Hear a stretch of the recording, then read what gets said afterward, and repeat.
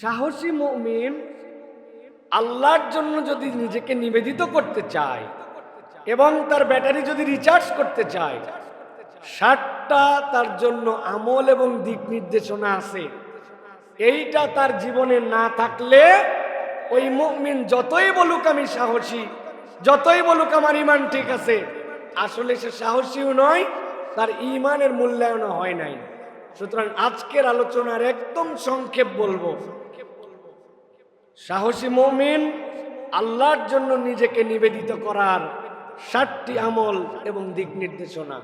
কোন মুমিন যদি শপথ নিয়ে এই 60টি বিষয়ের মধ্যে নিজেকে নিমজ্জিত করতে পারে, শেয়ার করেছি সূরা আল মায়েদার 8 নম্বর আয়াত। আল্লাহ রাব্বুল আলামিন সেখানে বলেছেন ঈমানদারের একটা অবস্থান থাকবে। কি থাকবে? একটা অবস্থান থাকবে। কোন পক্ষে সে থাকবে তার একটা অবস্থানের ঘোষণাপত্র থাকবে। আল্লাহ বলছেন, ইয়া আইয়ুহাল্লাযীনা আমানু কুনু কাওয়ামিনা লিল্লাহি শুহাদাআ বিল কিসত ওয়া লা ইয়াজরিমান্নাকুম শানানু কওমিন আলা আল্লা তা'দিলু ই'দিলু হুয়া আকরাবু লিত্তাকওয়া।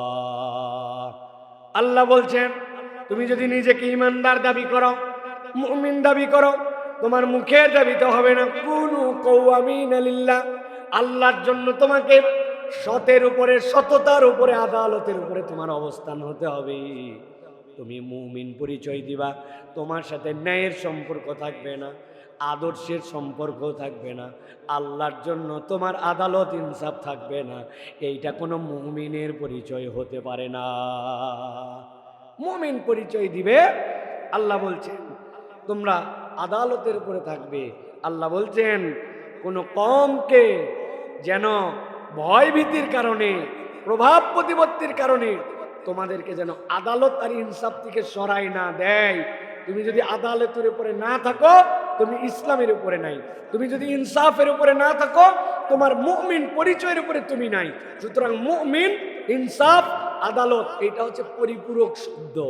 মুমিনের ইনসাফ, আদালত পরিপূরক শব্দ। এটা মাথার মধ্যে আপনাকে প্রথমে ঢুকায় রাখতে হবে। এরপরে যেই নির্দেশনা 60টি আমাদের জন্য দরকার, তার প্রথম যেটি দরকার নিজেকে সাহসী করে তোলার জন্য, সেটা হচ্ছে নীরব ইখলাস।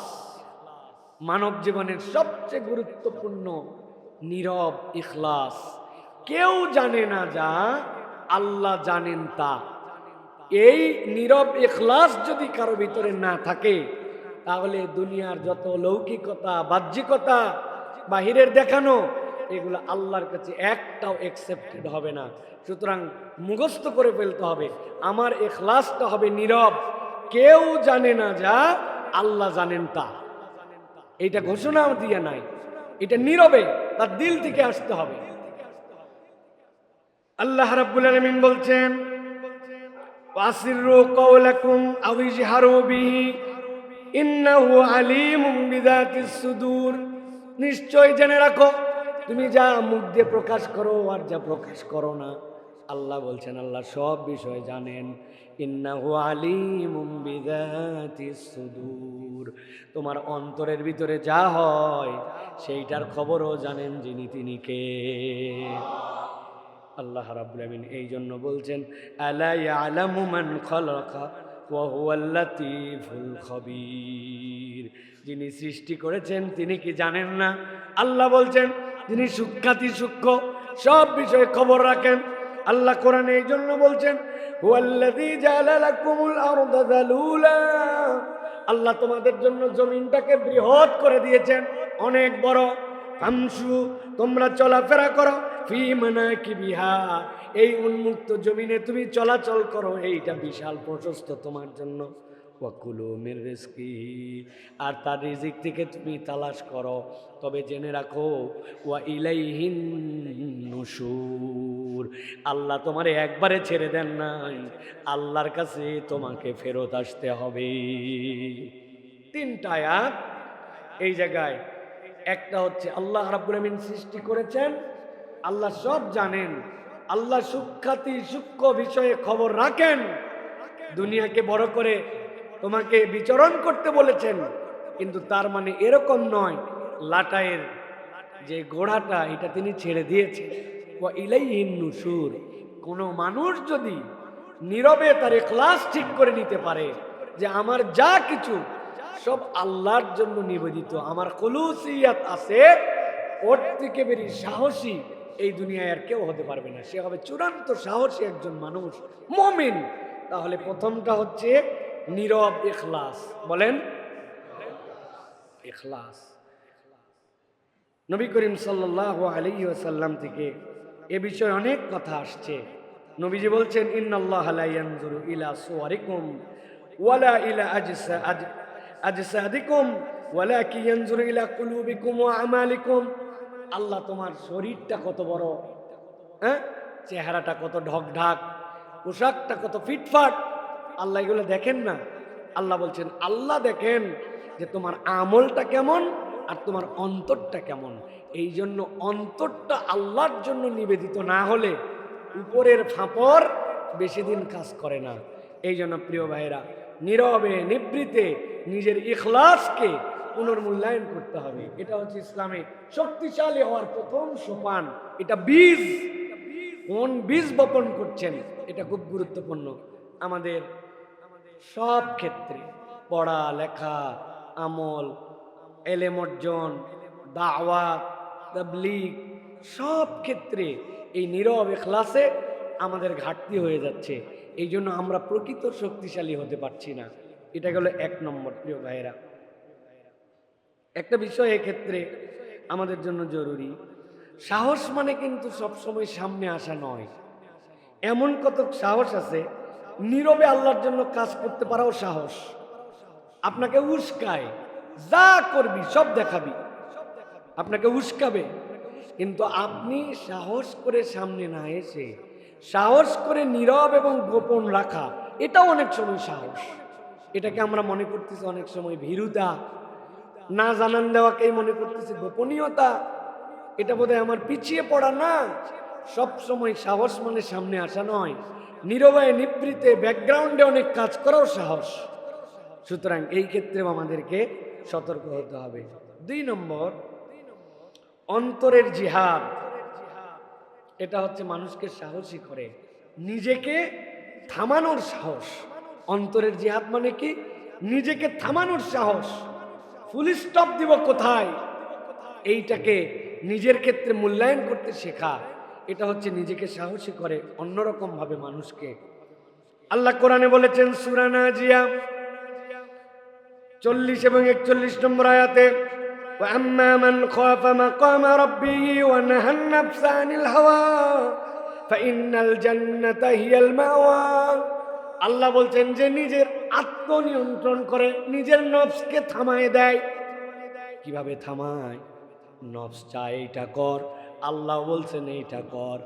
দুইটা জায়গায় তার কনফ্লিক্ট তৈরি হয়। আল্লাহকে ততদূর পর্যন্ত মানে যতদূর পর্যন্ত তার মন চায়। যেখানে যে দেখে আমার মনের সাথে মিলে না, সমাজের সাথে মিলে না, আল্লাহকে সেখান থেকে বাইপাস করে দেয়, নফসের অনুসরণ করে। এই রোগে রোগাক্রান্ত আমাদের কম বেশি আমরা সবাই, ঠিক না ভাই? কম বেশি সবাই আমরা। আমি যেখানে মনে করছি আমার এই পর্যন্ত আল্লাহ লাগে, আমি আল্লাহ নিয়েছি, যেখানে আল্লাহ শেষ আমার মনে হয়েছে না। আমার নফস এখন সমাজ এইটা বলে, চাহিদা এইটা দেয়, আমি সেইটা বাস্তবায়ন করি। আপনি যদি আমাদের সমাজে দেখেন, প্রত্যেকটা ক্ষেত্রে এরকম লোক খুঁজে পাওয়া যাবে। কোনো মরা বাড়িতে যাওয়ার সময় মহিলারা পর্দা পুশিদা করে যায়, ওই মহিলাই আবার বিয়ে বাড়িতে যাওয়ার সময় এমন বেহায়া হয়ে যায়, আছে না ভাই? রমজানের শেষ দিন পর্যন্ত তার আল্লাহর জন্য ডেডিকেশন একরকম, আর পহেলা শাওয়ালে ঈদের দিনে তার ডেডিকেশন আরেক রকম। ওই মানুষটাই উল্টা হয়ে গেছে, 360 ডিগ্রি ঘুরে গেছে। আল্লাহ বলছেন তোমার এই সাহস তোমাকে কখনো সামনে নিতে পারবে না যতক্ষণ পর্যন্ত তোমার নফসকে তুমি নিয়ন্ত্রণ না করবে। এই জন্য প্রিয় ভাইরা, অন্তরের জিহাদ, নবীজি বলছেন আল মুজাহিদু মান জাহাদা নাফসাহু ফি তাআতিল্লাহ। আল্লাহর অনুসরণে যে নিজের নফসকে লাগায় দেয়, প্রচেষ্টা করায়, ওইটাই হচ্ছে প্রকৃত মুজাহিদ, ওইটাই হচ্ছে জিহাদকারী। এই জন্য প্রিয় ভাইরা, আজকের যুগে অনেক জিহাদ আছে, একটা জিহাদ শুধুমাত্র 24 ঘন্টা করে দেখেন কিরকম ভাবে নফস পরিবর্তন হয়। হারাম দেখবো না, চোখ দিয়ে হারাম দেখবো না, কি অনলাইন কি অফলাইন, দেখেন কি ঠেলা, নিজের মধ্যে কি পাওয়ারফুল রিচার্জ হয়, নিজের জীবন কিভাবে সাহসী হয় আপনি টের পাবেন। কিন্তু চলতে বিলবোর্ড দেখি, রাস্তায় পোস্টার দেখি, মোবাইলে ওয়াজ দেখি, ওয়াজের মধ্যে বিজ্ঞাপন দেখি, সুযোগ পাইলে আকর্ষণীয় থাম্বনেল দেখলে ওইটার মধ্যে ক্লিক করে দেখি, ইউটিউব দেখি, ফেসবুক দেখি, মানে আমার যত ধরনের গুনাহ এর সবগুলির ইনপুট আমার চোখ এখন। এই জন্য নিজেকে, অন্তরকে থামানোর সাহস, এটা হচ্ছে নিজের সাথে নিজের জিহাদ। এইটা যদি না থাকে তাহলে এইটা প্রকৃত সাহসী মানুষ হতে পারবে না। এটা আল্লাহ রাব্বুল আলামিনের ঘোষণা প্রিয় ভাইরা। এই জন্য আমাদের 2 নম্বর মনে রাখতে হবে যে জিহাদটা আমার অন্তরের সাথে করতে হবে সবার আগে, যে আমার অন্তরকে আল্লাহর দিকে আমি মুখাপেক্ষী করতে পেরেছি কিনা। 3 নম্বরে একা হলেও হকের পক্ষে থাকা। আপনি একা, কেউ আপনার সাথে নাই, কিন্তু আপনি হকের পক্ষে আছেন। এটা হচ্ছে একটা স্পিরিচুয়াল পাওয়ার, এটা হচ্ছে এমন একটা পাওয়ার যেই পাওয়ার আপনাকে এমন সাহসী করে তুলবে আপনি কল্পনাও করতে পারবেন না। কোরআন আমাদেরকে বলছে, আল্লাযীনা ক্বালা লাহুমুন নাস ইন্নান নাসা ক্বাদ জামাউ লাকুম। একদল লোক নবীজি সাল্লাল্লাহু আলাইহি সাল্লাম পাঠিয়ে দিলেন তাদেরকে জিহাদের জন্য। তারা সংখ্যায় 70 জনের মতো কাফেলা। তারা যেখানে গেলেন, যাওয়ার পরে তাদের কাছে খবর দিল, তোমাদের সামনে যারা আসছে কয়েক হাজার, তোমরা 70 জন কি করবা? ফেরত চলে যাও, অযথায় জীবন দেওয়ার এখানে দরকার নাই।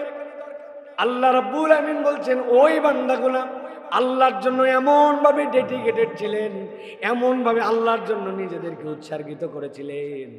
আল্লাহ কোরআনে তাদের কথা উল্লেখ করেছেন, আল্লাযীনা ক্বালা লাহুমুন নাস ইন্নান নাসা ক্বাদ জামাউ লাকুম। তোমাদের জন্য বহুত মানুষ এক হয়ে গেছে, ফাখশাউহুম, তাদেরকে ভয় করো, অযথা নিজেদের জীবন বিলায় দিও না। আল্লাহ বলছেন এই কথা শোনার সাথে আগুনের মধ্যে পেট্রোল পড়লে যেরকম দাউ দাউ করে জ্বলে ওঠে, আল্লাহ বলছেন ওই মানুষগুলার ঈমান এমন ভাবে বেড়ে গেল, ফাযাদাহুম ঈমানা ওয়া ক্বালু হাসবুনাল্লাহু ওয়া নি'মাল ওয়াকিল। তাদের ঈমান এমন বাড়লো, তারা বলল আল্লাহ ছাড়া কারো প্রতি আমাদের ভরসা নাই, ভালো মন্দ করতে পারেন একমাত্র আল্লাহ। আল্লাহ বলছেন আমি তাদের কথা উল্লেখ করে দিয়েছি কোরআনে, যে একদম ছোট দল, কিন্তু কিসের উপরে অটল অবিচল? তারা হকের পক্ষে ছিল। হকের পক্ষে থাকার একটা শক্তি আছে, দিলের মধ্যে একটা জোর আছে, আপনার মধ্যে একটা হিম্মত আছে যে আমি ন্যায়ের পক্ষে, কেউ নেই তাই কি আমি আছি ঠিকই। এই মানুষদেরকে আল্লাহ রাব্বুল আলামিন সাহসী করে দেন, সম্মানিত করে দেন। মুসনাদ আহমদের হাদিসের মধ্যে আসছে, লা ইয়ামনাআন্না আহাদুকুম লা ইয়ামনাআন্না আহাদাকুম হাইয়াতুন নাস আন ইয়াকুলা বিহাক্কিন ইযা আলিমাহু। যদি কোনো ব্যক্তি জানে যেটা হক, এটা সত্য, তাহলে সে সিঙ্গেল হতে পারে, কিন্তু সে হকের পক্ষ ত্যাগ করবে না। এইটা সে জানলে হককে প্রকাশ করবে। সুবহানাল্লাহ। এটা একটা শক্তির ব্যাপার, এটা একটা সাহসের ব্যাপার। আমরা আমাদের যেই ভাইয়ের কথা বলছিলাম, আপনি খেয়াল করে দেখেন, পুরা দুনিয়া একদিক ছিল, কিন্তু সে তার কথা বলতে শুরু করছে, এমন ভাবে বলছে, এতভাবে বলছে যে এক ব্যক্তি বাংলাদেশ হয়ে দাঁড়ায় গেছে, ঠিক কিনা? এক ব্যক্তি বাংলাদেশ হয়ে দাঁড়ায় গেছে। সুতরাং হকের পক্ষে থাকা, এই চেতনাকে লালন করা, এটা হচ্ছে আমাদের জন্য খুব জরুরি প্রিয় ভাইরা। সুতরাং একা হলেও হকের পক্ষে আমাকে থাকতে হবে। ইমামে আজম আবু হানিফা রহমতুল্লাহি আলাই, যুগ শ্রেষ্ঠ, পৃথিবীর যদি 5 জনকে ধরা হয়, সাহাবায়ে কেরামের পরে তাবেঈদের যুগ থেকে আজকে 1450 হিজরি পর্যন্ত যদি পৃথিবীর 5 জনকে ধরা হয়, যে আল্লাহ রাব্বুল আমিন যাদেরকে জ্ঞানে, গরিমায়, এলেমে, ফিকহে অনন্য করছেন ইমামে আজম আবু হানিফা রহমতুল্লাহ তার মধ্যে একজন। উনার মতো লোককে তারা কত কৌশলে রাষ্ট্রীয় কাজীর দায়িত্ব দিয়েছে, কিন্তু তিনি বলেছেন আমি মনে করছি ওই কাজীর ওখানে বসার পরে ফরমানটা উপরের দাবি অনুযায়ী দিতে হবে, আমি শুধু মাইক, আমি ব্যক্তি হিসেবে কাজ করতে পারবো না। ইমাম আজম রহমতুল্লাহ দায়িত্ব নেন নাই, তাকে জেলে রাখছে, তাকে মারছে, বেত্রাঘাত করছে, কিন্তু একাই তিনি দাঁড়ায় গেছেন। এই যে দাঁড়ানো কিসের থেকে আসে? এটা আসে যে আমি ন্যায়ের পক্ষে, আমার তো ভয় নেই, আমি মরলে তো শাহাদত, বাঁচলে তো গাজী, তা আমার দুনিয়ায় ওজা, পরকালে তা। আর যেই ব্যক্তিরা মনে করে মরলেই তো দুনিয়া শেষ, ওদের কাছে তো আপনি জীবন দেওয়ার কোনো কাহিনী খুঁজে পাবেন না, ঠিক কিনা? ও বাঁচতে চায় আর আমি মরতে চাই, পার্থক্যটাই তো এই জায়গায়। এই জন্য প্রিয় ভাইয়েরা, একা হলেও আমি হকের পক্ষে থাকবো, হক কখনো ত্যাগ করা যাবে না। রাজি তো ইনশাআল্লাহ? প্রিয় ভাইয়েরা, 4 নম্বরে দোয়াকে অস্ত্র বানানো। ইমানদারের দায়িত্ব হচ্ছে সে যখন দোয়া করবে এই দোয়াগুলা তার জন্য অস্ত্র হবে। এই জন্য বলা হয় যে আনকমন স্পিরিচুয়াল উইপন, এমন একটা স্পিরিচুয়াল আপনার কাছে হাতিয়ার আছে যেটা এত পাওয়ারফুল যে নবী বলছেন আদ-দুআ সিলাহুল মুমিন, মুমিনের জন্য এটা ঢাল স্বরূপ, সিলাহ তোমার জন্য এটা অস্ত্র স্বরূপ। এটা হচ্ছে আল্লাহ রাব্বুল আলামিনের পক্ষ থেকে বান্দাদের জন্য দেওয়া নিয়ামত। আল্লাহ কোরআনে বলেছেন ওয়াইযা সালাকা ইবাদি আন্নী ফাইন্নী করিব উজিবু দাওয়াতাদ দাঈ ইযা দাআন ফালইস্তাজিবু লি ওয়ালিউমিনু বি লাআল্লাহুম ইয়ারশুদুন। আল্লাহ বলছেন ও ইমানদারেরা, তোমরা নবীর কাছে এসে জিজ্ঞাসা করো আল্লাহর ব্যাপারে, আল্লাহ রাব্বুল আলামিনের ব্যাপারে নবী আপনি জানাই দেন যে আমি আমার বান্দার খুবই নিকটে, খুবই কাছে। কত কাছে? আল্লাহ বলছেন উজিবু দাওয়াতাদ দাঈ, এই দাওয়া এখানে এটা এক বচন। আল্লাহ বলছেন সিঙ্গেল একজন কেউ যদি সিঙ্গেল একটা বিষয়ে পৃথিবীর কোথাও থেকে আমাকে ডাকে, উজিবু দাওয়াতাদ দাঈ, ডাকলে ইদা দাআন, ইজা মানে তৎক্ষণাৎ, যখনই ডাকে তখনই তিনি তার উত্তর দেন। সুবহানাল্লাহ, কোনো উত্তর আল্লাহ বাদ দেন না, যা ডাকে সে। আল্লাহ রাব্বুল আলামিন বলছেন ফালইস্তাজিবু লি ওয়ালিউমিনু বি লাআল্লাহুম ইয়ারশুদুন। আল্লাহ বলছেন তোমাদের দায়িত্ব হচ্ছে নিঃসংশয়ে আল্লাহকে বিশ্বাস করা, এটা তোমাদের দায়িত্ব। আল্লাহ বলছেন যাতে তারা সৎ পথে আসতে পারে। এখন আমাদের সমস্যা হচ্ছে আমরা দোয়াতে আল্লাহর প্রতি ভরসা পুরাটা করি না। দোয়াটা আমাদের ঠোঁটের দোয়া হয়েছে, দোয়াটা আমাদের উচ্চারণের দোয়া হয়েছে, দোয়াটা আমাদের হৃদয়ের আকুতি হয় নাই। আমি কতবার বলেছি যে কিভাবে আল্লাহ দিবে বলেন তো ভাই, দেয়টা কেমনে? আমাদের দোয়াটাই বেয়াদবি। কিভাবে দোয়া বেয়াদবি? আমি অনেক জায়গায় উদাহরণ দেই। এক লোকের বয়স 70 বছর, এই লোকের একটা বয়স্ক ভাতার সার্টিফিকেট লাগবে। এই বয়স্ক ভাতার জন্য ইউনিয়ন পরিষদ বিভিন্ন জায়গায় চেয়ারম্যান তার জন্য সার্টিফিকেট দেয় না, যে এই বয়স হয়েছে, এই লোককে বয়স্ক ভাতা দেওয়া হোক। এখন ওই লোক চেয়ারম্যানের কাছে গেছে, যাই তার কাছে তো মনের কথাটা বলতে হবে এবং তার থেকে একটা অনুমতি প্রার্থনা করতে হবে। যাওয়ার পরে দেখে চেয়ারম্যান ব্যস্ত, অনেকক্ষণ পরে অনুমতি দিছে, ঠিক আছে চেয়ারম্যান ফ্রি হয়েছে, আপনি যান, যে আপনার কথা বলেন। তার কি দরকার ভাই? বয়স্ক ভাতার। এখন ওই লোক গেছে, যাওয়ার পর চেয়ারম্যানের কাছে সালাম দিছে, আসসালামু আলাইকুম রহমতুল্লাহ, চেয়ারম্যান সাহেব আমার নাম আব্দুল গফুর, আমি কিন্তু বয়স হয়ে গেছে 70, আমার কিন্তু একটা বয়স্ক ভাতার সার্টিফিকেট দরকার, দ্রুত আপনি ব্যবস্থা করে দেন। গেলাম, আসসালামু আলাইকুম। চেয়ারম্যান জিজ্ঞাসা করছে পাগলাটা কে রে, কোত্থেকে আসলো, কি বলে গেল? ওই বলতেছে যে বয়স্ক ভাতার সার্টিফিকেট দরকার, আপনার কাছে আবেদন দিয়ে গেল, দেখছেন না ওর তাড়াহুড়া আছে, এই জন্য আপনার কাছে বললো। চেয়ারম্যান বলবো ওর বয়স্ক ভাতা তো দূরের কথা, ওই যেন ইউনিয়ন পরিষদের আশপাশে যেন আর না আসে। এরকম করে এই মানুষটুকুই বলবে যখন আপনি তার সাথে আচরণ করবেন। ধরেন ভাই বসেন, বসেন, সমস্যা হচ্ছে না, আমার গলার সমস্যা, সাউন্ডের সমস্যা কোথায়? সাউন্ড ঠিকই আছে তো, বোঝেন না কথা বলতে যে আমার কষ্ট হচ্ছে, আপনি বুঝতেছেন না?